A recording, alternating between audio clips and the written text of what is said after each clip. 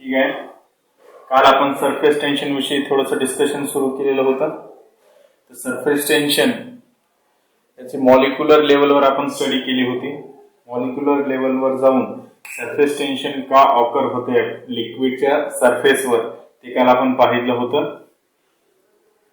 काल आपण काय शिकलो, समजा एखाद्या कंटेनर मध्ये तुम्ही जर वॉटर घेतलेलं असेल तर त्या वॉटरच्या सरफेसवर जी सरफेस फिल्म तयार होते तिथे जे पार्टिकल्स किंवा मॉलिक्युल्स अवेलेबल असतात वॉटरचे, त्यांची टेंडन्सी काय असते, कोहेसिव्ह फोर्समुळे खाली जाण्याची टेंडन्सी असते. म्हणजे ह्या मेम्ब्रेन मध्ये, वॉटर मेम्ब्रेन मध्ये जो की सरफेसला तयार झालेला आहे थिन वॉटर मेम्ब्रेन, तिथल्या जे मॉलिक्युल्सची टेंडन्सी असते ती काय असते, खाली खेचले जाण्याची. आणि जे मॉलिक्युल्स लिक्विड मध्ये डीप आहेत त्यांच्यावर जो कोहेसिव्ह फोर्स आहे तो कसा आहे, जास्त प्रमाणात आहे, बरोबर आहे. आणि यांच्यावरला जो कोहेसिव्ह फोर्स आहे त्याची टेंडन्सी खाली जाण्याची आहे. म्हणून ह्या लेअर मध्ये जी मॉलिक्युल्स असतात त्यांची डेन्सिटी कमी व्हायला लागते. ज्या जागेवर समजा तुमचे 3 ते 4 मॉलिक्युल असायला पाहिजे तिथं 1 ते 2 मॉलिक्युल्स अवेलेबल राहणार, म्हणजे तुमच्या मॉलिक्युल्सची संख्या कमी झाली. फॉर एक्झाम्पल असं इथे ग्राह्य धरा. आता मी थोडे मोठे मॉलिक्युल्स काढतोय. सपोज हे 3 मॉलिक्युल्स होते आणि ह्या 3 मॉलिक्युल्स मध्ये कोहेसिव्ह फोर्स जो ऍक्ट होत होता ते एकमेकांना अट्रॅक्टिव्ह फोर्स जो असतो तो ऍक्ट होत होता. आणि ज्यावेळेस ते सरफेसच्या लेअर सरफेस फिल्म मध्ये आले त्यावेळेस त्याच्यातला एक पार्टिकल काय झाला, थोडा खालच्या डायरेक्शनला गेला. तर आता बघा इथली जी स्पेस आहे ती कशाने भरून काढली जाणार, केवळ आणि केवळ ह्या दोघांमधला जो अट्रॅक्टिव्ह फोर्स आहे त्या अट्रॅक्टिव्ह फोर्सनच ती त्याची वॅकन्सी पूर्ण होणार. हा मॉलिक्यूल खाली गेल्यामुळे इथे जो मॉलिक्यूल आहे तो अब्सेंट झाला आणि त्याच्या पोझिशनची जी अट्रॅक्टिव्ह फोर्स आहे तो कमी झाला. तर ह्या 2 पॉइंटला म्हणजे ह्या 2 मॉलिक्युल्सला त्याच्या अटॅचमेंट म्हणजे सोबत राहण्यासाठी फोर्स काय करावं लागणार, वाढवावं लागणार स्वतःला पकडून ठेवण्यासाठी अट्रॅक्टिव्ह फोर्स. आणि तो अट्रॅक्टिव्ह फोर्स वाढला की काय होतो, या इथून इतक्या फिल्म मध्ये एक टेन्शन तयार व्हायला लागते. बघा सुरुवातीला 3 मॉलिक्युल्स होते त्यावेळेस मॅनेज होत होतं, फोर्स व्यवस्थित होता. पण कोहेसिव्ह फोर्स खाली अट्रॅक्ट करत असल्यामुळे हा मॉलिक्यूल जेव्हा इथून खाली निघून जाईल तेव्हा इथली जी त्याची जागा आहे ती काय ह्या 2 मॉलिक्युल्सला कोहेसिव्ह फोर्सनं अट्रॅक्टिव्ह फोर्सनं हँडल करावी लागणार आहे. तर असे जे मॉलिक्युल्स निघून गेले त्याच्यामुळे जी तिथं वॅकन्सी निर्माण झालेली आहे त्या वॅकन्सी मध्ये काय केवळ आणि केवळ आता फक्त attractive force cohesive force available आहे. त्यामुळे ही जी फिल्म असते ह्या फिल्मवर एक प्रकारचं टेन्शन तयार होतं या, आणि ते जे टेन्शन असतं या त्याच टेन्शनला आपण काय म्हणतो, सरफेस टेन्शन असं म्हणतो. का तर मॉलिक्युल्सची संख्या कमी झाल्यामुळे ह्या दोघांतला जो कोहेसिव्ह फोर्स आहे तो वाढायला लागलेला आहे आणि त्याच्यामुळे एक टेन्शन तयार झालेलं आहे या फिल्मवर वॉटरच्या सरफेसवर अप्पर साईडला. तर त्याच टेन्शनला आपण काय म्हणतो, सरफेस टेन्शन असं म्हणतो. त्याला काय म्हटलं जातं, free surface of a liquid in a container act as thin membrane. ही थिन मेम्ब्रेन जी असते and all the molecules on the surface film experience stretching force. आणि हा कोणता स्ट्रेचिंग म्हणजे काय, ताणल्या जाण्याचा तन्यता यांच्यामध्ये अवेलेबल होते. तर हा फोर्स अवेलेबल झाल्यामुळे ह्या फिल्मवर काय एक प्रकारचं टेन्शन तयार होते आणि त्याच टेन्शनला आपण काय म्हणतो, सरफेस टेन्शन म्हणतो. समजा हा जो पॉट आहे ह्याचा मी तुम्हाला टॉप व्ह्यू घेतला. जर तुम्ही याला वरून पाहत असाल, कंटेनर गोल आहे असं समजा, तर सिलेंड्रिकल आहे. वरून ज्यावेळेस पाहताल तर त्याचा जर तुम्ही टॉप व्ह्यू, सपोज तुम्ही असा सिलेंडर टाईप घेतलेला आहे त्याच्यामध्ये वॉटर ठेवलेलं आहे, तर हे जे वॉटर मॉलिक्युल्स आहेत त्याच्या सरफेसवर मी एक इमॅजिनरी लाईन ड्रॉ करतो अशी.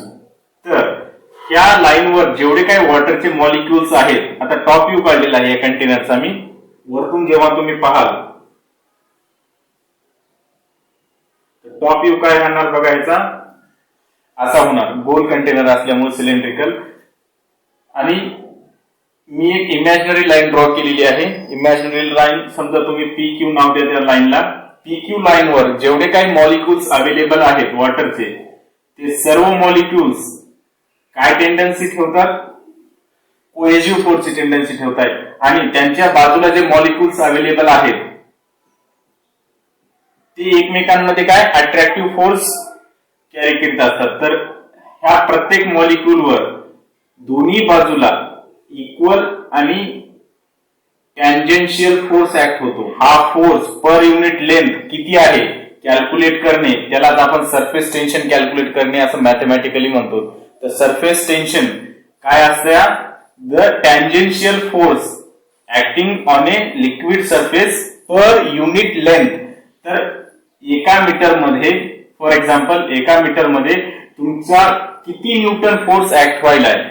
एक मीटर लाईन ओढलेली आहे तुम्ही, तर ह्या 1 मीटर लाईनवर तुमचे सर्व फोर्स मिळून किती न्यूटनचा फोर्स अप्लाय करतात, कोहेसिव्ह फोर्स, त्या फोर्स फाइंड आउट करणं म्हणजे काय? सरफेस टेन्शन फाइंड आउट करणं. तर थोडक्यात सरफेस टेन्शनची डेफिनेशन काय लिहिणार तुम्ही?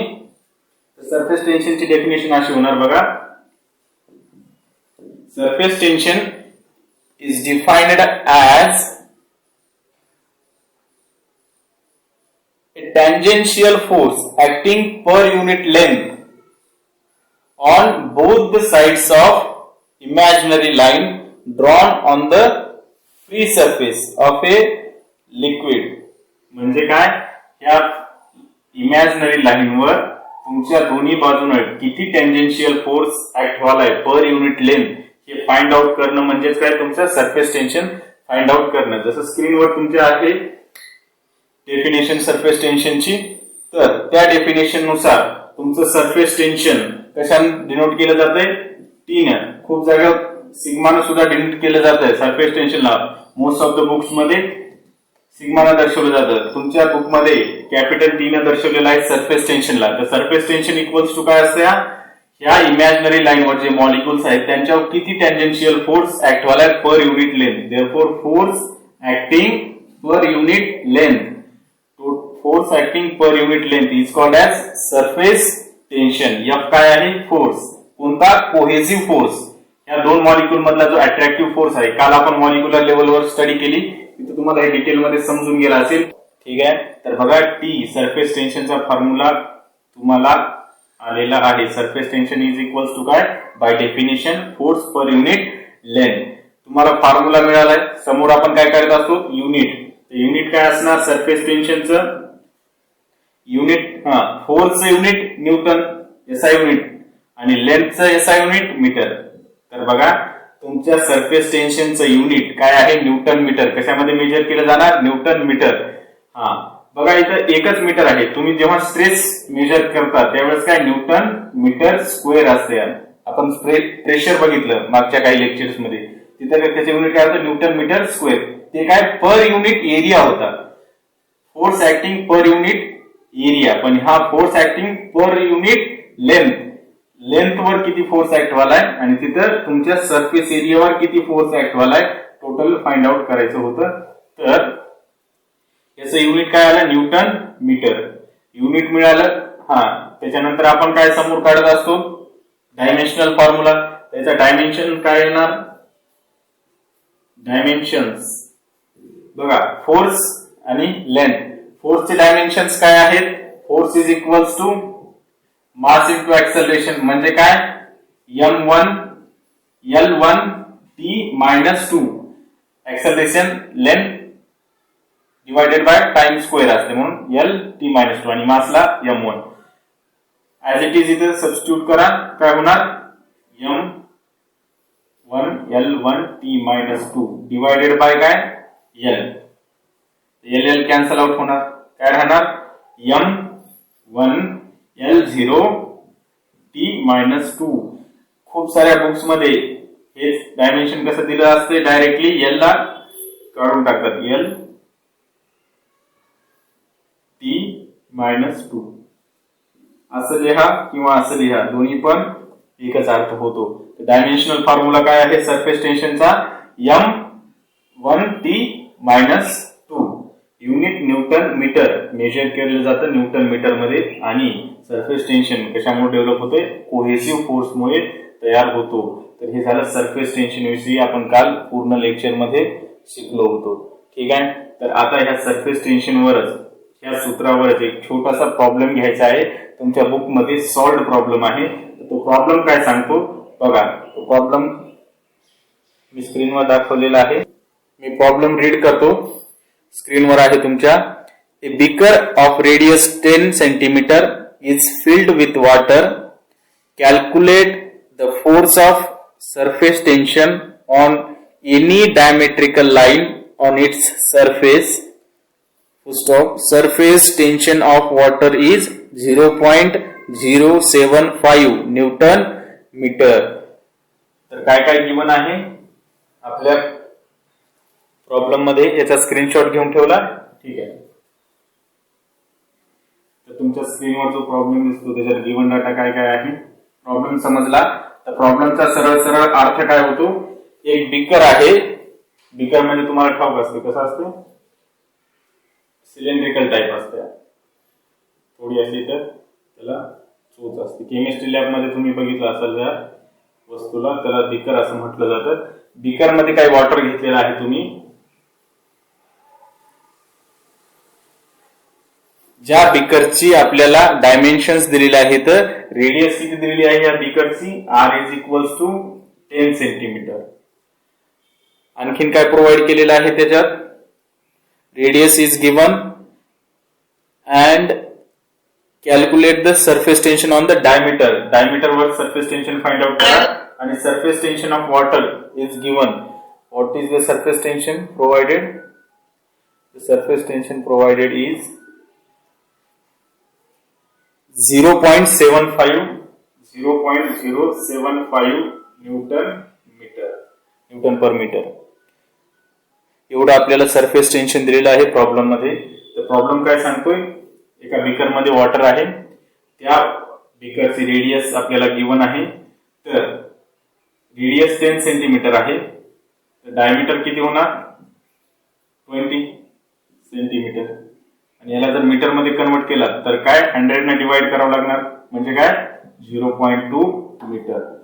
आणि बीकरच्या कुठल्या लाईनवर सरफेस टेन्शन फाइंड आउट करा म्हणते. सॉरी, सरफेस टेन्शनचा फोर्स फाइंड आउट करा म्हणते. टँजेन्शियल फोर्स कुठल्याही एका डायमेट्रिक लाईनवर. म्हणजे डायमीटर म्हणजे काय, जी लाईन सगळ्यात मोठी चॉर्ड असते सर्कल, त्याला डायमीटर म्हणतात. तर या डायमीटर मधून ह्या डायमीटरवर तुमचा किती टँजेन्शियल फोर्स ऍक्ट होतो सरफेस टेन्शनमुळे त्या वॉटरच्या सरफेसवर. समजा हे इतकं वॉटर घेतलेलं आहे. त्याचा टॉप व्ह्यू मी इकडे काढला. वरतून जेव्हा पाहता तेव्हा तुम्हाला असं गोलाकार पाणी दिसेल. तर अबाउट दिस लाईन तुमचा टँजेन्शियल फोर्स किती असेल प्रश्नामध्ये विचारलेला आहे. तर about this line tangential force किती येणार. तर बघा ह्या लाईनचं डिस्टन्स किती आलेलं आहे 0.2 मीटर. आणि सरफेस टेन्शन किती ऍक्ट होतंय त्याच्यावर 0.75 न्यूटन मीटर. तुमच्या बुकमध्ये कॅपिटल T न दर्शवलेलं आहे. सरफेस टेन्शनला कॅपिटल T न दर्शवा. कुठलंही नोटिफिकेशन वापरा, काही हरकत नाही.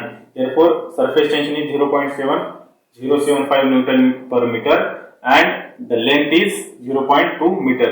Therefore we know the formula of surface tension. Surface tension is equals to force per unit length. Per unit length किती फोर्स ऍक्ट व्हायला आहे त्यालाच आपण सरफेस टेन्शन म्हटलेलं आहे. तर आपल्याला काय विचारलेलं आहे प्रश्नामध्ये, फोर्सचा मॅग्निट्यूड विचारलेला आहे, लेंथ गिवन आहे आणि सरफेस टेन्शन गिवन आहे. therefore force is equals to length into surface tension, T into L. What is the T? T is equals to 0.075 Newton meter into length of means that imaginary line. Imaginary line इथं काय आहे diameter problem मध्ये दिलेला आहे. तर या diameter कुठलाही diameter घ्या, त्या डायमीटर भोवती तुमचा फोर्स किती ऍक्ट होलाय तो फाइंड आउट करायला सांगितलं. तर डायमीटरची लेंथ किती आहे 0.2 मीटर. कॅल्क्युलेट करा. तर दशांशला थोडा वेळ वेगळं ठेवा. 75 into 2 150 आणि दशांश किती नंतर आहे 1 2 3 1 2 3 4 नंतर आहे. म्हणजे काय येणार ते थोडक्यात 0.0150 Newton. Force is measured in newton. तर हे तुमच्या बुकमध्ये सॉल्व्ड एक्झाम्पल्स आहेत. तुम्हाला कळलंच असेल काय काय केलं. बिकर होतं, बिकरची रेडियस दिली, त्याच्यावर आपण डायमीटर फाइंड आउट केलं. डायमीटर का फाइंड आउट केलं तर आपल्याला डायमीटर एवढी एक लाईन आहे त्याच्यावर तुमचं सरफेस टेन्शनमुळे किती फोर्स ऍक्ट व्हायला टँजेन्शियल तो फाइंड आउट करायचा होता. थोडक्यात हा फोर्स फाइंड आउट करायचा. लक्षात ठेवा ही जी इमॅजिनरी लाईन कन्सिडर करतो त्याच्यावर दोन्ही बाजूने फोर्स कसा इक्वल असतो. प्रॉब्लेम सर्वांना समजला असेल तर स्क्रीनशॉट घेऊन ठेवा. ऑलरेडी हा तुमच्या बुकमध्ये सॉल्व्ह प्रॉब्लेम आहे. ठीक आहे. आता याच्या समोरचा एक छोटासा कॉन्सेप्ट आपल्याला शिकायचा आहे तो म्हणजे सरफेस एनर्जी काय कशाला म्हटलं जातं. प्रॉब्लेम समजला, खोडून टाकतो मी. पुढचा टॉपिक आहे सरफेस एनर्जी.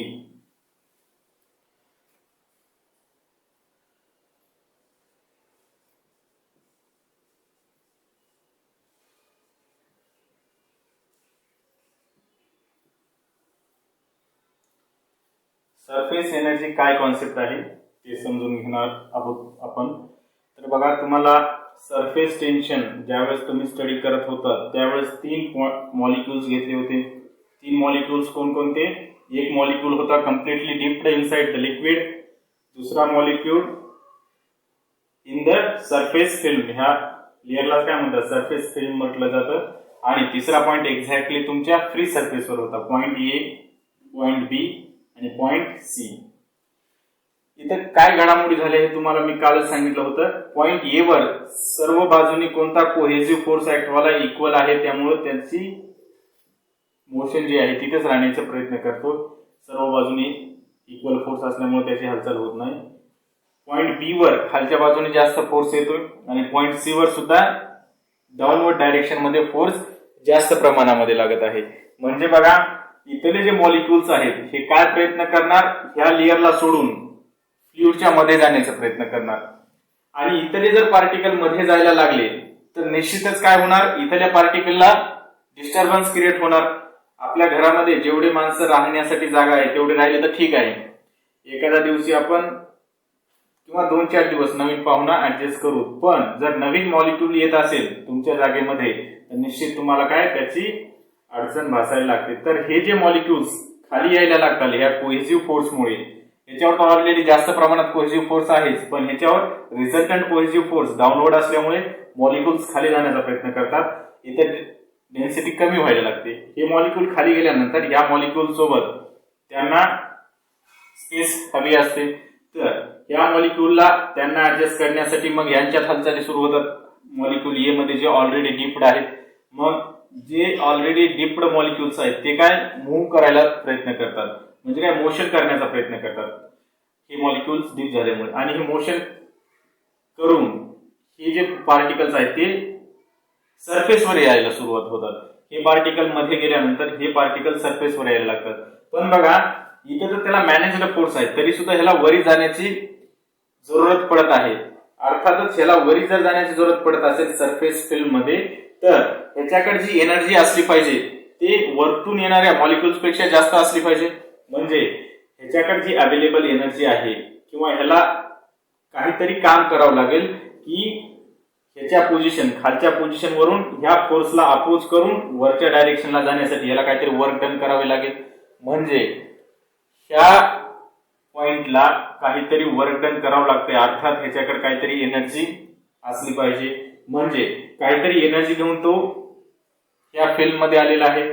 म्हणजे तुम्हाला ह्याच्यावरून एक गोष्ट कळली असेल की ह्या फिल्म मध्ये जेवढे काही मॉलिक्युल्स राहतात त्या सर्व मॉलिक्युलची एनर्जी कशी असणार, निश्चितच जे मधात मॉलिक्युल्स आहेत डीप्ड मॉलिक्युल्स त्या मॉलिक्युल्स पेक्षा जास्त असणार. नेहमी तसंच होतं, ज्यावेळेस माणसाकडे किंवा निसर्गामध्ये एनर्जी जास्त व्हायला लागते माणूस आपली जागा सोडून वरती जाण्याचा प्रयत्न करत असतो. इलेक्ट्रॉनचं सुद्धा सेम आहे. जोपर्यंत इलेक्ट्रॉनकडे एनर्जी अवेलेबल आहे तोपर्यंत ते आउटर ऑर्बिट मध्ये रिव्हॉल्व करतात आणि ज्यावेळेस त्यांची एनर्जी कमी होते त्यावेळेस ते परत न्यूक्लियस कडे येत असतात. Same happening with the human beings. ज्यावेळेस माणसाकडे चांगली परिस्थिती येते, पैसा वगैरे येतो, त्यावेळेस माणूस स्वतःची जागा सोडून काय ऊंचे आसमान में उड़ने का ख्वाब देखता है.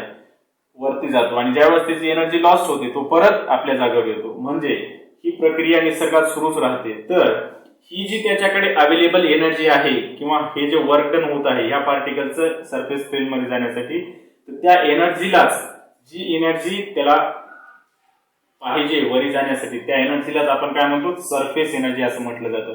थोडक्यात बघा, सरफेस एनर्जी म्हणजे काय, तर energy available with the particles which are situated in the surface film.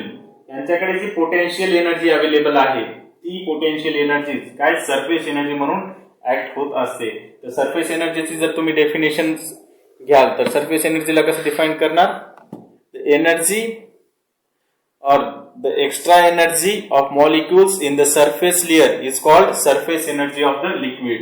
The extra energy available in the surface film of a liquid is called as surface energy. The surface energy definition तुमच्या book मध्ये आहे, मी स्क्रीनवर display केलेली आहे. ती surface एनर्जीची definition काय सांगते की जी एक्स्ट्रा एनर्जी ह्या पार्टिकल कडे अवेलेबल आहे तिथं स्थिर राहण्यासाठी त्या एनर्जीलाच सरफेस एनर्जी म्हणतात. तर ही कोणती अवेलेबल एक्स्ट्रा एनर्जी आहे, ती म्हणजे पोटेन्शियल एनर्जी आहे. लक्षात ठेवा, कुठलाही पार्टिकल युनिव्हर्स मधला त्याची एकच इच्छा असते की माझ्याकडे जी पोटेन्शियल एनर्जी आहे ती कमीत कमी प्रमाणात असली पाहिजे. कुणाकडे जास्त पोटेन्शियल एनर्जी स्थिर राहू शकत नाही, किंवा प्रत्येकाची जी टेंडन्सी असते कुठल्याही सबस्टन्सची किंवा कुठल्याही ऍटम्सची म्हणा किंवा मॉलिक्युलची एकच टेंडन्सी असते की त्याच्याकडे जो अवेलेबल पोटेन्शियल एनर्जी आहे ती पोटेन्शियल एनर्जी त्याला रिड्यूस करायची असते, कमीत कमी ठेवायची असते. मग जर इथं मॉलिक्युल्स जास्त प्रमाणात झाले तर अर्थातच या लिक्विडकडे पोटेन्शियल एनर्जी काय आहे, जास्त आहे. जर मॉलिक्युल्स इथे जास्त राहायला लागले अर्थात ह्या लिक्विडकडे पोटेन्शियल एनर्जी जास्त आहे, कारण की एक्स्ट्रा एनर्जी असलेले पार्टिकल जास्त झाले त्याच्याकडे. मग ते इक्विलिब्रियम मध्ये राहू शकणार नाही, त्याच्यात इनबॅलन्सिंग क्रिएट होणार. जर कुठलाही मॅटर इक्विलिब्रियम मध्ये राहण्याची जरूरत असेल तर त्याला काय करावं लागते, स्वतःची पोटेन्शियल एनर्जी मिनिमम ठेवावं लागते ऑलवेज. तर वॉटरला सुद्धा स्वतःची त्याला इक्विलिब्रियम मध्ये राहायचंय म्हणून ते काय करणार, स्वतःची जी पोटेन्शियल एनर्जी आहे ती कमी करणार. तर कमी कशी करणार, तो ह्या ज्या फिल्म मध्ये मॉलिक्युल्स आहेत तिथं कमीत कमी मॉलिक्युल्स ठेवणार. म्हणजे बघा, फिरून आपण सरफेस टेन्शनवर चालू, इथं मॉलिक्युल्स काय झाले, कमी झाले. का तर त्याची पोटेन्शियल एनर्जी कमी करण्यासाठी इथल्या मॉलिक्युल्स ते कमी करतो. म्हणजे इथल्या मॉलिक्युल्सची डेन्सिटी कमी झाली, डेन्सिटी कमी झाल्यामुळे परत ह्या मॉलिक्युल्स मध्ये कोणता force, tension force, cohesive force act व्हायला लागला. आणि तो कोहेजिव्ह फोर्स जो असतो तो काय प्रयत्न करीत असतो, त्याची एनर्जी जास्त असल्यामुळे तो परत एनर्जी लूज करतो आणि खाली जाण्याची टेंडन्सी ठेवतो. म्हणजे ही तिची क्रिया सुरूच राहते. तर कुठल्याही वॉटरला किंवा कुठल्याही लिक्विडला किंवा कुठल्याही मॅटरला कॉन्स्टंट ठेवायचं असतं, म्हणून तो स्वतःची पोटेन्शियल एनर्जी इक्विलिब्रियम मध्ये ठेवण्यासाठी तो स्वतःची पोटेन्शियल एनर्जी काय करत असतो, रिड्यूस करत असतो. तसंच हे सुद्धा जो लिक्विड आहे तो स्वतःची पोटेन्शियल एनर्जी रिड्यूस करतो. म्हणजे काय करतोय बघा, प्रत्येक पार्टिकल तो खाली ओढण्याचा प्रयत्न करतोय. म्हणजे काय व्हायला, इथले सगळे पार्टिकल खाली ओढायला लागले तर हळूहळू काय होणार, हा जो एरिया आहे इथून इथपर्यंतचा तो एरिया कमी व्हायला लागणार, कारण की पार्टिकलची टेंडन्सी खाली जाण्याची आहे म्हणून हा जो एरिया कमी व्हायला लागतो. तर सर्व बाजूनी हा एरिया काय टेंडन्सी होते की इनसाइड जाण्याची. म्हणूनच तुमचा जो रेन ड्रॉप असतो, तर रेन ड्रॉपच्या सरफेसवर जी पोटेन्शियल एनर्जी आहे ती त्याला कमीत कमी ठेवायची असते. म्हणून ते काय करत असतो, नेहमी इनसाइड मध्ये ओढण्याचा प्रयत्न करत असतो. का तर इथला जो एरिया आहे तो रिड्यूस व्हावा. इथला एरिया रिड्यूस झाला म्हणजे इथं मॉलिक्युल्स कमी होणार आणि ऑफकोर्स त्याची पोटेन्शियल एनर्जी कमी होणार. म्हणून त्यांचा जो सरफेसचा एरिया आहे तो काय करत असतात, तो नेहमी रिड्यूस करण्याचा प्रयत्न करत असतात, जेणेकरून ह्या फिल्ममध्ये कमीत कमी मॉलिक्युल्स राहिले पाहिजेत. म्हणून तुमचा जो रेन ड्रॉप आहे, मी काल पण सांगितलं, तो रेन ड्रॉप काय करतोय, स्वतःचा सरफेसवर जे मॉलिक्युल्स आहेत ते कमी राहण्यासाठी ह्या सरफेस फिल्मचा एरिया काय करतोय, कमी करतोय. तर तो कमी कसा करतोय, सगळे मॉलिक्युल्स मध्ये इनसाइड स्ट्रेचड करतोय, त्याच्यामुळे इथली जी सरफेस एरिया आहे तो कमी व्हायला लागतो आणि सर्व बाजूनी तो फ्री असतो ऍटमॉस्फिअर, म्हणून तो काय सर्व बाजूचेच काय मॉलिक्युल्स इनसाइड अट्रॅक्ट करत असतो. त्यामुळे त्याची जी फिल्म आहे आउटर फिल्म, सरफेस फिल्म, ती कमी एरियाची होते आणि म्हणूनच तो काय एक स्पेरिकल ड्रॉप तयार होऊन खाली पडत असतो. पावसाचे सर्व ड्रॉप्स कसे असतात, स्पेरिकल असतात. त्याचं कारण हेच की त्या वॉटरला इक्विलिब्रियम मध्ये येण्यासाठी पोटेन्शियल एनर्जी कमी ठेवावी लागते आणि पोटेन्शियल एनर्जी जास्त कोणाकडे असते, या फिल्म मध्ये असलेल्या मॉलिक्युल्स कडे. तर पोटेन्शियल एनर्जी कमी करण्यासाठी लिक्विड काय करतं, ह्या फिल्म मधले जेवढे काही मॉलिक्युल्स आहेत ते कमी करण्याचा प्रयत्न करतो आणि त्याच्यामुळे काय ह्याचा सरफेस एरिया कमी व्हायला लागतो. म्हणूनच वॉटरचं लिक्विड रेनड्रॉप मधलं जे वॉटर आहे ते सुद्धा सरफेस एरिया कमी करण्याचा प्रयत्न करतो आणि त्या कारणामुळेच तो काय स्पियर तयार होतो.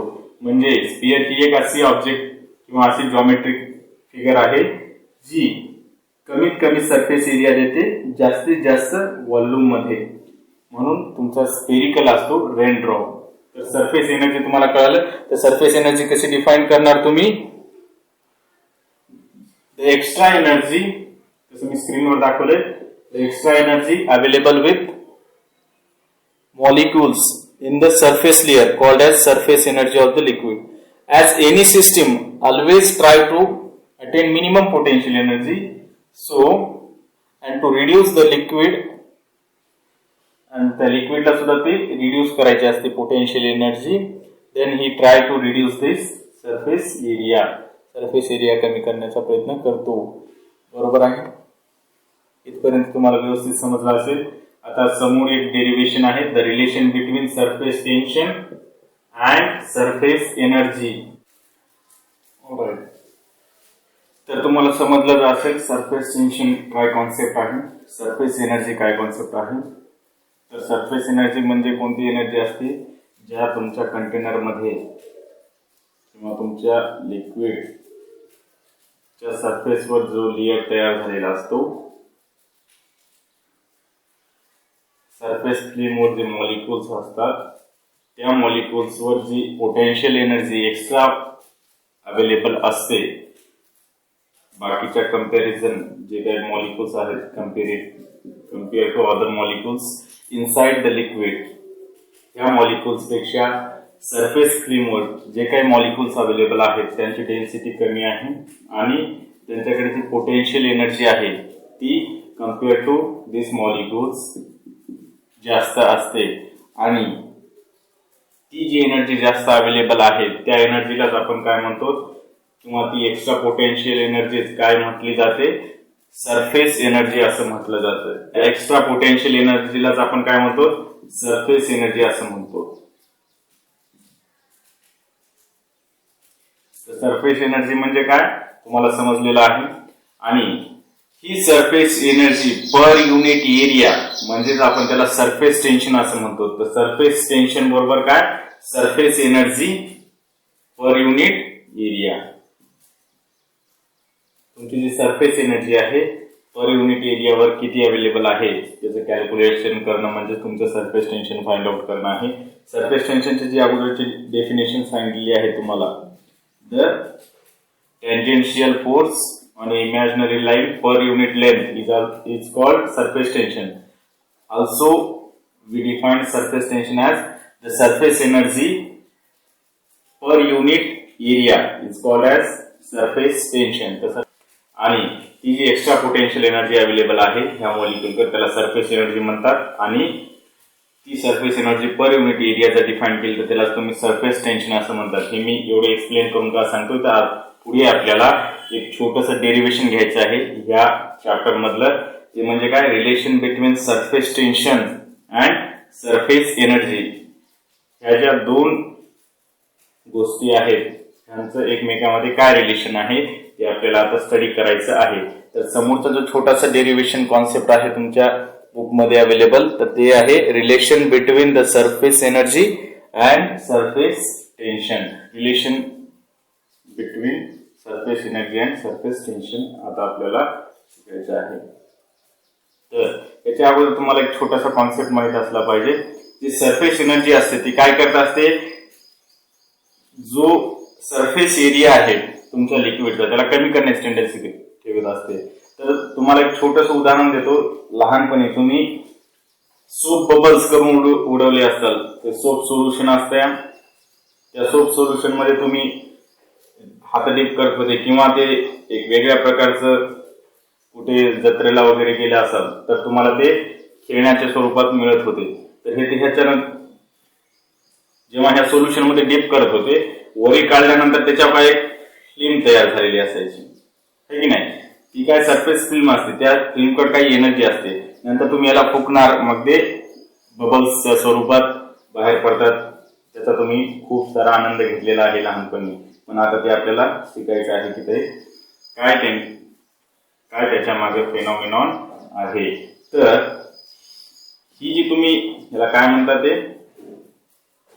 काही काडी वगैरे म्हणा, तर ही काडी जेव्हा डीप करता ह्याच्यामध्ये आणि जेव्हा फुकता त्यावेळेस ह्याच्यातून तुम्हाला बबल्स बाहेर निघताना दिसतात. तर ते जे बबल्स असतात त्याचं काय फक्त एक छोटासा सरफेस एरिया असतो, स्पेरिकल बबल्स असतात. तर त्या स्पेरिकल बबल्स मध्ये इनर आणि आउटर असे दोन सरफेस असतात. तर हेच लिक्विड सोल्युशन काय करा तुम्ही असं कन्सिडर करा की एका मोठ्या कंटेनर मध्ये आहे आणि त्या मोठ्या कंटेनर मध्ये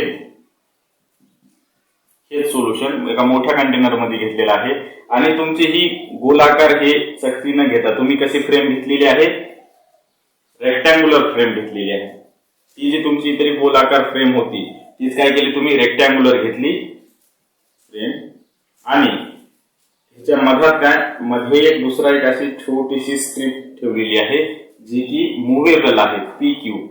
ही जी स्ट्रीप आहे ही ह्या फ्रेमवर इकडे मूव्ह करते. फॉर एक्झाम्पल जर तुम्ही अशी एखादी फ्रेम तयार केलेली असेल तर ही फ्रेम मधली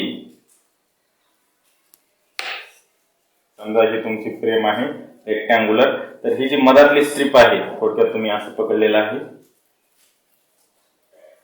तर ही जी स्ट्रीप आहे ही तुमची मूव्ह होते राईट किंवा लेफ्टला. तर ही जी मूव्ह होण्याची अवेलेबिलिटी तुम्ही तिला सोडलेली आहे या मधातल्या स्ट्रीपला.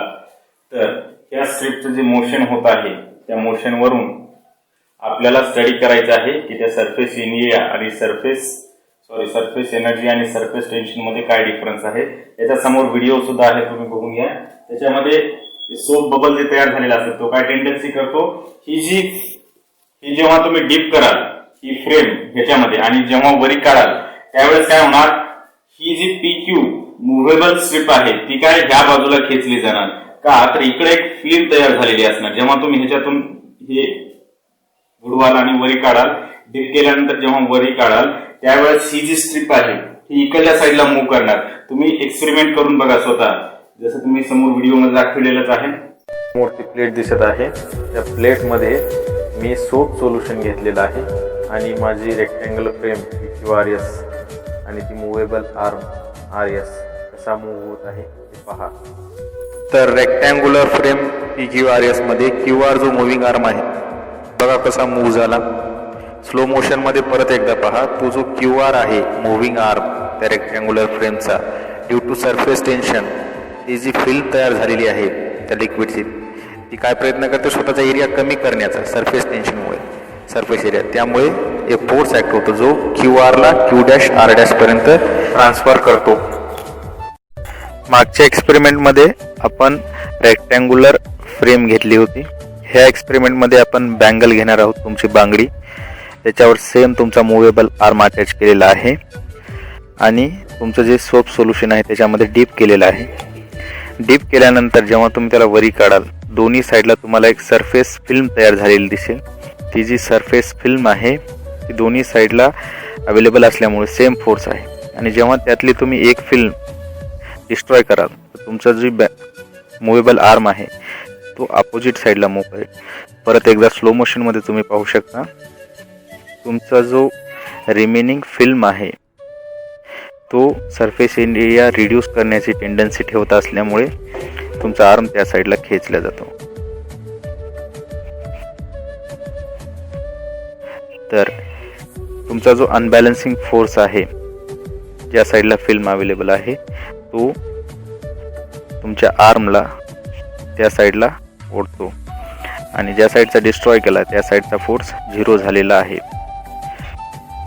ह्या एक्सपेरिमेंटमधून सुद्धा तुम्हाला हेच लक्षात येईल की कुठलंही फ्लुइड जे असते त्याच्या सरफेसवर जी फिल्म तयार होते त्या फिल्मची एकच इच्छा असते की स्वतःचा जो सरफेस एरिया आहे तो कमी राहावा. नेहमी कमी राहिल्यामुळे त्याची पोटेन्शियल एनर्जी कमी होते आणि इक्विलिब्रियममध्ये राहण्यासाठी कुठल्याही सबस्टन्सला स्वतःची पोटेन्शियल एनर्जी कमी ठेवावी लागते. हे एक्सपेरिमेंट तुम्ही घरीसुद्धा करून पाहू शकता. बँगल आणि मुव्हेबल आर्म आणि सोप सोल्युशन घेऊन बघा, तुमचा एक्सपेरिमेंट सक्सेसफुल. तर ती स्ट्रीप काय होणार आहे, समोर मूव्ह होणार आहे. तर ही जी मूव्ह करायली स्ट्रीप, तर त्याच्यासाठी तुमच्याकडे एक फोर्स अप्लाय व्हायला. तो फोर्स कशामुळे अस्तित्वात यायला, केवळ आणि केवळ ही जी सरफेस फिल्म तयार झालेली आहे हे आपल्या रेक्टँग्युलर फ्रेमवर, तिच्या जो सरफेस एनर्जी अवेलेबल आहे त्याच्यामुळेच ही जी स्ट्रीप आहे ती या बाजूला ओढल्या जाते. तसं का होतंय, तर हे जे सरफेस एरिया आहे, सरफेस टेन्शनचं काम काय असतं, सरफेस एरिया रिड्यूस करणं. तर हे जो सरफेस एरिया अवेलेबल आहे त्याला काय कमी करण्याचा प्रयत्न करत असतो. कुठलंही लिक्विड जर तुम्ही घ्याल तर हे ह्याच्यामध्ये जे लिक्विड आलेलं आहे या फ्रेम मध्ये, तर ते लिक्विड काय टेंडन्सी करते, ही जी फ्रेम आहे ती जवळ येण्याची, ह्या बाजूला येण्याची. म्हणजे ह्या बाजूला कुठला तरी एक फोर्स त्याच्यावर अप्लाय होत असतो. तो कोणता फोर्स असतो, सरफेस टेन्शनचा फोर्स असतो. सरफेस टेन्शनच्या फोर्समुळे याची जी मोशन आहे टुवर्ड्स, सपोज तुम्ही याला नाव देऊ शकता PQ RS नाव द्या, PQ RS. तर हे PQ जी स्ट्रीप आहे ती काय RS कडे ओढल्या जाते. कारण का, ह्याच्यामध्ये जो लिक्विड आहे त्याच्यावर सरफेस टेन्शन तयार झालेला आहे आणि त्या टेन्शनमुळे ही जी फ्रेम आहे सरफेस एरिया रिड्यूस करण्याचं काम करत असते सरफेस टेन्शन. त्यामुळे हा जो एरिया आहे तो काय रिड्यूस करणार आहे, म्हणजे ही फिल्म जवळपास इथे येणार, म्हणजे सरफेस एरिया कमी होणार. तर हा जो फोर्स आहे सरफेस टेन्शनमुळे डेव्हलप झालेला, तो फोर्स किती वर्क डन करायला हे आपल्याला फाइंड आउट करावं लागणार. तर वर्क डन फाइंड आउट केल्यानंतर तुम्हाला काय एनर्जी किती आहे ते फाइंड आउट करता येते. तर आपण ह्याच्यावर छोटंसं डेरिव्हेशन घेणार आहोत. तुम्हाला कॉन्सेप्ट समजलाच असेल. लहानपणी तुम्ही जे बबल्स करण्यासाठी ते जी गोलाकार अशी कडी वापरत होतात, त्याच्याऐवजी जर तुम्ही रेक्टँग्युलर घेतलात, रेक्टँग्युलर का घेतली, तर रेक्टँगल हे अशी जॉमेट्री आहे ज्याची आपण व्यवस्थित स्टडी करू शकतो. त्याचा area, cross section, surface area, perimeter वगैरे सगळ्या गोष्टी आपल्याला व्यवस्थित फाइंड आउट करता येतात. सर्कल मध्ये करू शकतो आपण, पण थोडं डिफिकल्टी लेवल आहे त्याचा एरिया वगैरे फाइंड आउट करण्यासाठी. त्यामुळे आपल्या अंडरस्टँडिंगसाठी आपण रेक्टँग्युलर फिल्म घेतलेली आहे. तुम्ही कुठलाही इरेग्युलर शेप सुद्धा घेऊ शकता, नॉट ओनली रेक्टँग्युलर. असा शेप जरी घेऊन तुम्ही ट्राय केला ते एक्सपेरिमेंट, तरी तुम्हाला तेच फिनॉमिनॉन तिथं ऑकर झालेला दिसणार. तर ह्याच फिनॉमिनॉन वरून आपल्याला डेरिव्हेशन घ्यायचं आहे. तर relation between surface energy and surface tension. तर ही जी डायग्राम आहे तीच आता मी काढणार आहे, ती थोडी तुम्ही समजून घ्या. तर हेडिंग टाकलेलीच आहे तुम्ही, relation between the surface energy and surface tension. ठीक आहे. तर एक रेक्टँग्युलर फ्रेम ड्रॉ करा.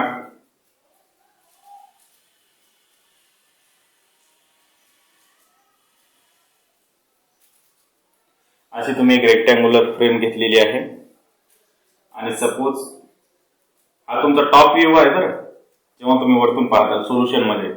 तर ही जी तुम्ही रेक्टँग्युलर फ्रेम घेतलेली आहे फ्रेम, त्या फ्रेमला नाव दिलेलं आहे QR आणि S असं नाव दिलेलं आहे. आणि ही जी फ्रेम आहे ही तुमची ह्या डायरेक्शनला मूव्ह करते काहीतरी फोर्स अप्लाय झाल्यामुळे सरफेस टेन्शनचा. तर सरफेस टेन्शनचा फोर्स अप्लाय झाल्यामुळे ही जी थोडक्यात तुम्ही पिस्टन सिलेंडर पाहितला असेल थर्मोडायनामिक्स मध्ये वगैरे, हे जे पिस्टन खालीवर मूव्ह होते त्याच टाइप मध्ये ही जी स्ट्रीप आहे ती मूव्ह होत आहे सरफेस टेन्शनमुळे. ह्या स्ट्रीपवर एक फोर्स लागत आहे, तो F ना आपण डिनोट केलेला आहे.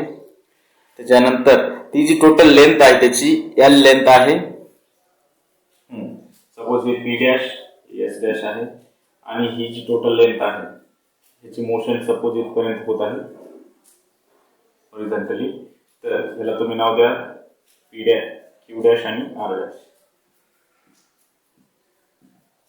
इतक्या भागामध्ये त्याची काय होत आहे, मोशन होत आहे त्या स्ट्रिपची P', Q' मध्ये. आणि ही जी लेंथ आहे त्याची त्या मुव्हेबल स्ट्रिपची त्याला L ने डिनोट केलेला आहे. ही झाली तुमची व्यवस्थित डायग्राम काढून. त्याच्या खाली तुम्हाला डिटेल्स एक्सप्लेन करायचे.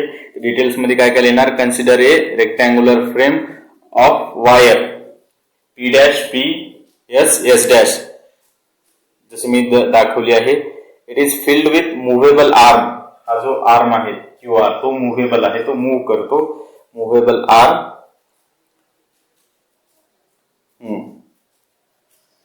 आणि ही जी फ्रेम आहे आपण डीप केलेली आहे सोप सोल्युशन मध्ये. आणि सोप सोल्युशन मध्ये डीप केल्यानंतर इथे जे फिल्म तयार होती ती ह्याच्यावर काहीतरी प्रमाणामध्ये फोर्स अप्लाय करते आणि त्याच्यामुळे याची मोशन होते. तर ही जी फिल्म आहे ह्याच्यावर जो फोर्स ऍक्ट व्हायला तुमचा, फोर्स म्हणजे काय आहे, तो सरफेस टेन्शन मुळे तयार झालेला. तर सरफेस टेन्शन किती असणार या फिल्मचं, देअरफॉर सरफेस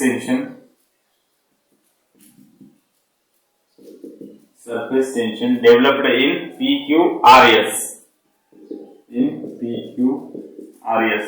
किती असणार, suppose S is equals to काय, force per unit length. Surface टेन्शनची डेफिनेशन आहे फोर्स पर युनिट लेंथ. तर हा जो फोर्स आहे पर युनिट लेंथ वर जर तुम्ही कॅल्क्युलेट केला तुम्हाला सरफेस टेन्शन मिळणार आहे. तर ते surface tension S is equals to काय, F/L. सरफेस टेन्शनला तुम्ही T ने दर्शवू शकता. Therefore force is equals to किती होणार, L मल्टिप्लाय मध्ये जाणार, therefore T into L.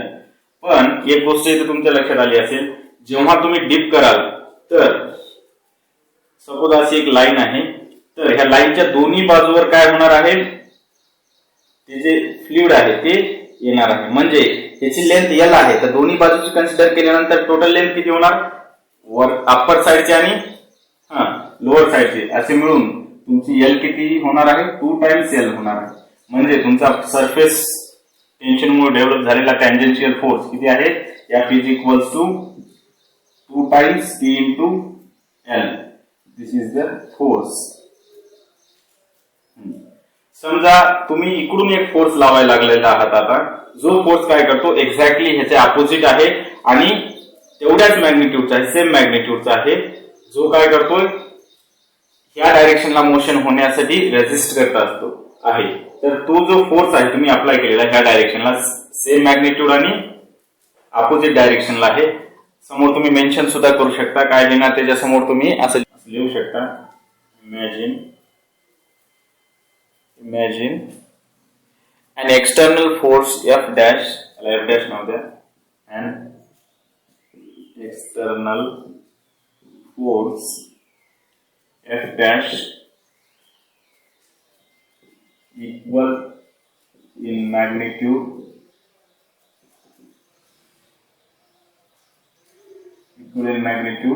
and opposite in direction.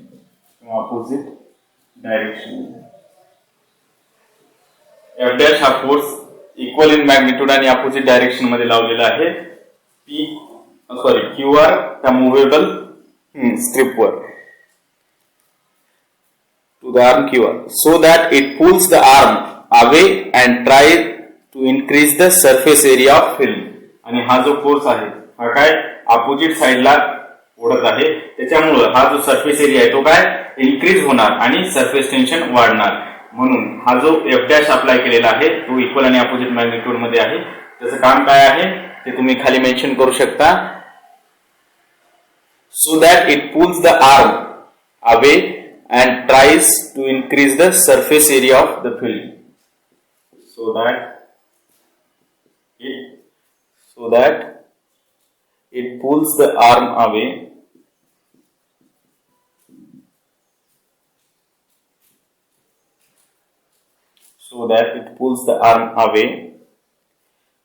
and try to increase the surface area of film and try to increase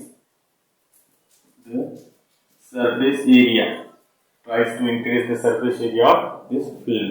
ह्या फिल्मचा सरफेस एरिया तो increase करण्याचा प्रयत्न करत आहे.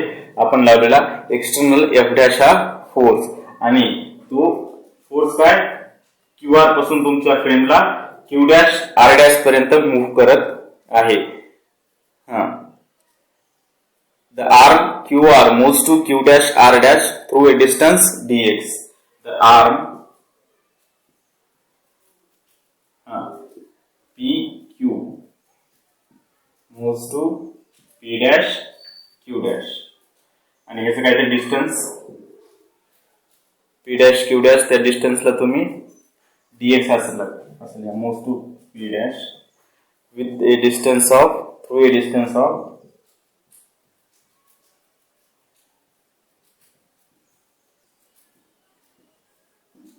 dx. तर हे जे अंतर आहे तुम्ही लावलेल्या फोर्समुळे त्या झालेल्या मुव्हेबल आर्मचं काय आहे dx. एवढ्या डिस्टन्सवर तो फोर्स ऍक्ट होत आहे. तर हा dx जी मोशन झालेली आहे त्या फोर्समुळे f डॅश ती आपल्याला q डॅश आणि r डॅश न दर्शवलेली आहे. pq ची qr ची q डॅश r डॅश एवढी डिस्प्लेसमेंट झालेली आहे. f डॅश हा फोर्स एक्सटर्नली अप्लाय केलाय जो कसा equal in magnitude but opposite in direction of this force which is equals to the surface tension. तर फोर्स आणि डिस्प्लेसमेंट आहे म्हणजे आपल्याला काय फाइंड आउट करावं लागणार work done. Work done is equals to काय फोर्स इनटू डिस्प्लेसमेंट. तुम्हाला हे झालेलं आहे तर हे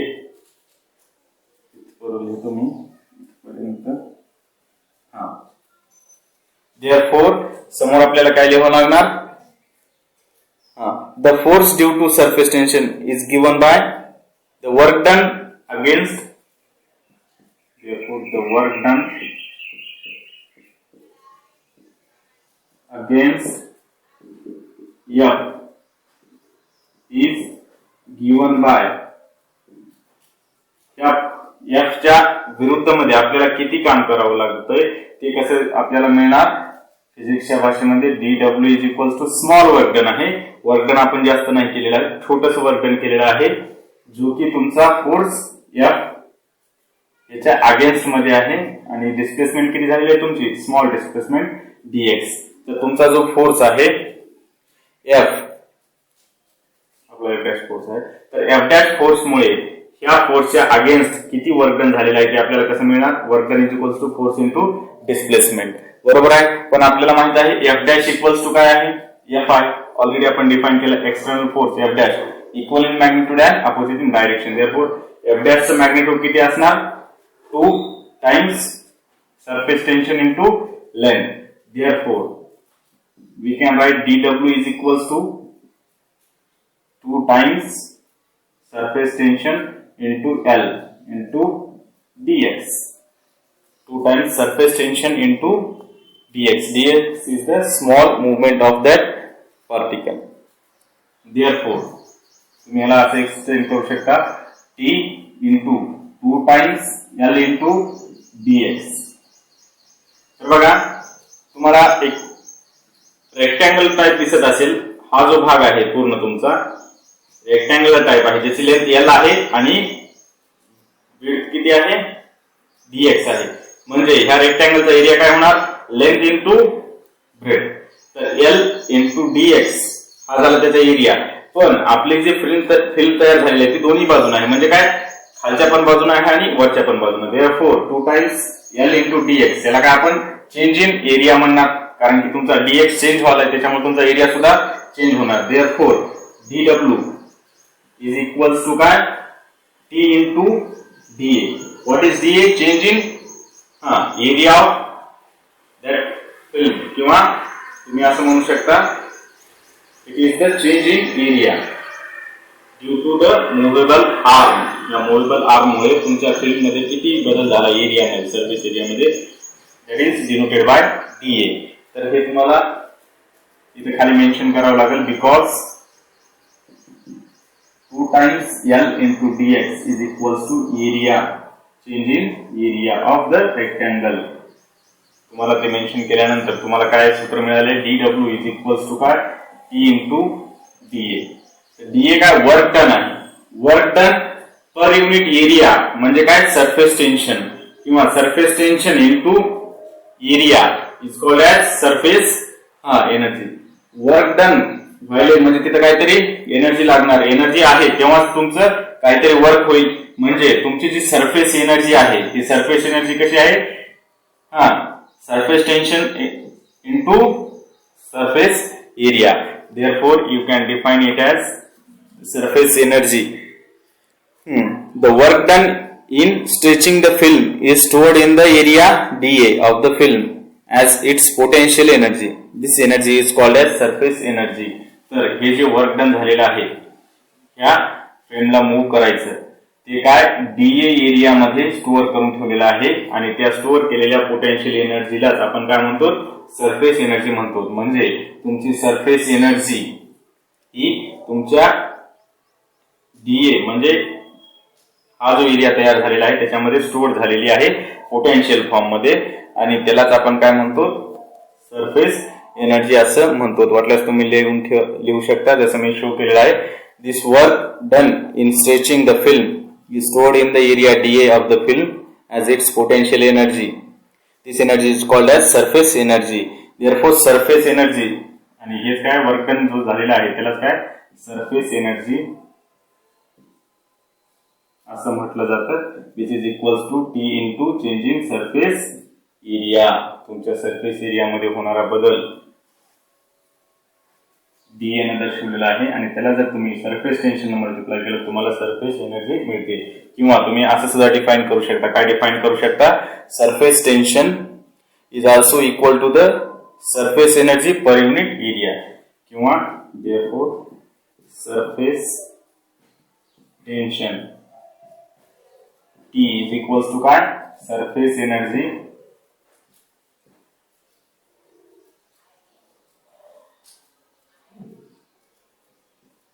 पर युनिट एरिया.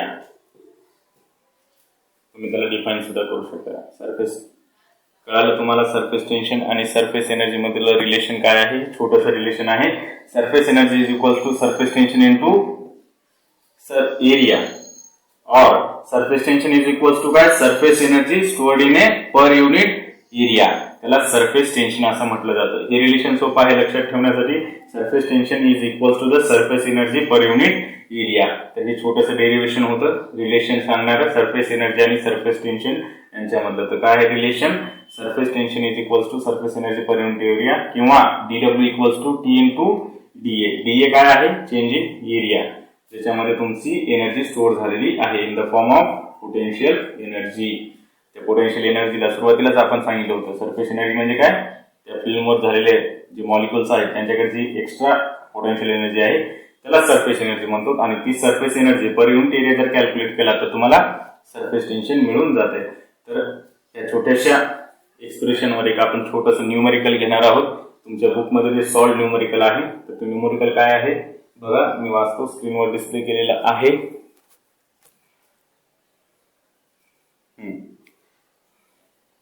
हे तुम्ही रिलेशन लक्षात ठेवा. रिलेशन काय आलेलं आहे, डीडब्ल्यू किंवा surface energy is equals to काय, सरफेस टेन्शन इंटू, साइडला लिहून ठेवू,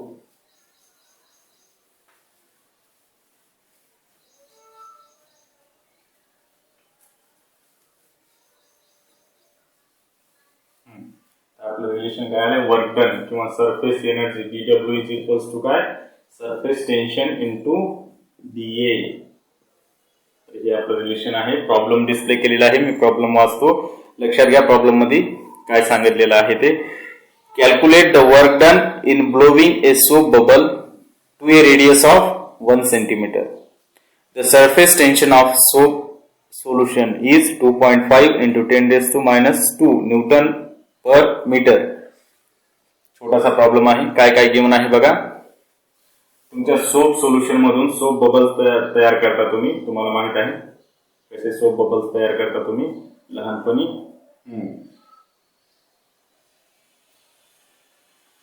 सोडा वगैरे पाण्यात टाकल्यानंतर, धुण्याचा सोडा म्हणतो मी, तो जर पाण्यात टाकला त्याला हलवलं त्याच्यावरही फेस यायला लागतो आणि त्या फेसाला तुम्ही हातात व्यवस्थित धरून फूक मारल्यानंतर त्याचे बबल्स तयार होतात, हे तुम्हाला चांगलं ठाऊक आहे. तर तसाच एक बबल तयार झालेला आहे ज्याची रेडियस किती दिलेली आहे आणि बबल कसे असतात, स्पेरिकल असतात. स्पेरिकल असल्यामुळे त्याला काय असणार, रेडियस असणार डिफाईन्ड. तर रेडियस किती प्रोव्हाइड केलेली आहे, 1 सेंटीमीटर. त्या सोप बबलची रेडियस दिलेली आहे 1 सेंटीमीटर आणि त्या सोप सोल्युशनचं सरफेस टेन्शन किती दिलेलं आहे? Surface tension is given bye 2.5 into 10 raised to minus 2. 2.5 into 10 to the power minus 2 Newton per meter दिलेला आहे आणि radius r is equals to 1 centimeter. Then what they have asked? They have asked to find out calculate the work done. Work done किती झालेला आहे? They have asked dw equals to how much. तर work done किती झालेला आहे कसं find out करणार? तुम्हाला काय सूत्र माहित आहे? dw equals to काय? Surface tension into surface change in area. तर चेंज इन एरिया जे आहे तुमचा सरफेस एरिया चेंज इन तो किती चेंज झालेला आहे? तर बघा सुरुवातीला इनिशियली तुमचा A1 इनिशियल एरिया जेव्हा बबल तयारच झाला होता त्यावेळेस रेडियस किती होती तुमची? हे फायनल रेडियस आहे तुमच्या बबलची. तर इनिशियल रेडियस किती असणार? 0 असणार कारण की सो बबल फॉर्मच झाला नाही अर्थात त्याची रेडियस 0 होती. तर तुमचा एरिया किती होणार? स्क्वेअरचा एरिया किती असणार? 4 पाय r स्क्वेअर. तर 4 pi r square 4 pi r square पण r square initially r is equals to किती होतं? 0 होतं.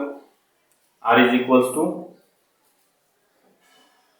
कॅपिटल R घ्या r इनिशियलचा square 4 pi r square initially जर तुम्ही त्या बबलची रेडियस कन्सिडर केली 0 तर ह्या सूत्रानुसार इथं जर तुम्ही 0 सबस्टिट्यूट केला तर किती येणार?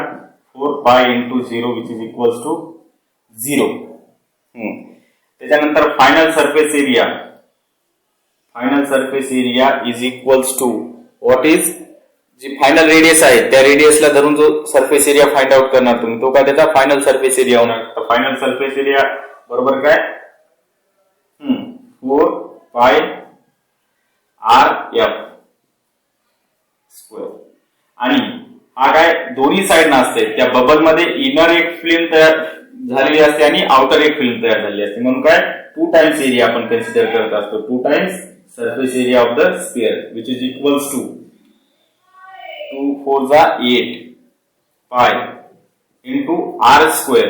r किती दिलेली आहे? 1 सेंटीमीटर दिलेली आहे पण आपल्याला कशामध्ये कॅल्क्युलेट करायचे? त्याला सेंटीमीटर मध्ये ठेवायला जमणार का? नाही. त्याला आपल्याला कन्वर्ट करावं लागणार आहे मीटर मध्ये. तर मीटर मध्ये कन्वर्ट करते वेळेस तुम्ही काय सबस्टिट्यूट करणार? r ची value 1/100. 1 centimetre is equals to 1/100 metre. हे तुम्हाला मिळालेलं आहे फायनल सरफेस एरिया. तर ह्याच्यावरून तुम्हाला चेंज इन सरफेस एरिया मिळणार. Therefore dA change in surface area किती असतो? Final area minus initial area. तर फायनल एरिया किती आहे तुमचा? 8 आणि याचा स्क्वेअर आहे 8 पाय 1/100 स्क्वेअर मायनस 0. तर हा तुमचा जो एरिया आहे तो फक्त तसाच राहणार -0 झाला आहे. इनिशियल 0 रेडियस असल्यामुळे सरफेस एरिया इनिशियल 0 झालेला आहे. या क्वांटिटीवर कुठलाही फरक पडलेला नाही. देअरफॉर तुमचा एरिया काय झालेला आहे? dA is equals to 8 pi into त्याचा जर स्क्वेअर कराल तुम्ही तर किती होणार? ते 10 चा पॉवर -2 -4. हा झाला तुमचा सरफेस एरिया आणि सरफेस टेन्शन दिलेला आहे तुम्हाला already. Therefore dw is equals to what? t into dA. तर t किती प्रोव्हाइड केलेला आहे? 2.5 into 10 to the power -2 into 8 pi into 10 to the power -4. जर तुम्ही यांचे कॅल्क्युलेशन व्यवस्थित कराल पायची किंमत 3.14 सबस्टिट्यूट करून जर तुम्ही त्याचा एरिया फाइंड आउट कराल तर तुम्हाला किती येईल तो area? 2.5 into 10 to the power -2 into 8 आणि हे 3.14 इंटू 10 चा पॉवर -4. हे पॉवर बाजूला घ्या. 2.5 into 8 into 3.14 into -4 -2 -6 which is equals to -6. आणि या तिघांचं मल्टिप्लिकेशन करा. 25 8 जा 200 means 20 into 3.14 into 10 to the power -6. Again 2 3 are almost 6. It is 6. You can write almost 275 into दशांश जर इकडे एकाने शिफ्ट कराल तुम्ही तर दशांश एकाने शिफ्ट केला तरी पहिलं तुम्ही कॅन्सल करू शकता 10⁻⁵. काय आलेलं आहे तुमची एनर्जी आणि एनर्जीचे युनिट काय आहे जूल. तर तुमची एनर्जी किंवा तुमचं वर्क डन किती आहे. तुमचं work done is equals to 6.275 into 10⁻⁵. तुमच्या बुकमध्ये सॉल्ड एक्झाम्पल आहे. परत एकदा फास्ट मध्ये सांगतो. जे तुम्ही सोप बबल तयार केलेला आहे त्याचे रेडियस आहे 1 सेंटीमीटर. टेन्शन सरफेस टेन्शन दिलेलं आहे. त्या सोल्युशनचं 2.5 10⁻⁻² न्यूटन मीटर. इनिशियली त्याचे रेडियस किती असणार 0 असणार. त्यामुळे इनिशियल सरफेस एरिया 0 होणार. Final surface area final radius धरून तुमचा इतका आलेला आहे 8π into 1/100². तुमचा चेंज इन सरफेस एरिया काय होणार मग final area minus initial area calculate केला. 0 मायनस मध्ये असेल तर काही परिणाम होत नाही. म्हणजे हाच त्याचा झाला change in surface area 10⁻⁻⁴ TA into DA असा DW चा सूत्र आहे. सबस्टिट्यूट केलेल्या व्हॅल्यू आणि न्यूमेरिकल कॅल्क्युलेशन्स केलेले आहेत. अशा प्रकारे तुमचं जे वर्क डन आहे किती आलेलं आहे 6.75 10⁻⁻⁵ जूल इतकं आलेलं आहे. तर उद्या आपल्याला नेक्स्ट लेक्चर मध्ये समोरचा जो टॉपिक आहे इम्पॉर्टंट अँगल ऑफ कॉन्टॅक्ट आणि त्याच्या समोरचे काही महत्वाचे पॉइंट्स घ्यायचे आहेत ते आपण नेक्स्ट लेक्चर मध्ये पाहू. आजच्यासाठी एवढंच. घरी जाऊन परत एकदा स्टडी करा. अशा प्रकारे तुम्हाला सरफेस एनर्जी आणि सरफेस टेन्शन यांच्यातलं रिलेशन कळालेलं आहे. छोटासा प्रॉब्लेम सुद्धा तुम्हाला समजलेला आहे. तर हा जो छोटासा टॉपिक आहे तुमच्या एक्झामच्या दृष्टिकोनातून खूप महत्वाचा आहे. शॉर्ट आन्सर क्वेश्चन मध्ये हा छोटासा डेरिव्हेशन आणि एक्झाम्पल सोबत जर आलं तर तुम्हाला जास्त मार्क सुद्धा त्याच्यासोबत येऊ शकतात. तर आजच्या लेक्चर मध्ये तुम्ही जे काही शिकलेले आहात सरफेस टेन्शन आणि सरफेस एनर्जी यांच्यातील रिलेशन ते समजलं की नाही ते मला नक्की कमेंट करून कळवा.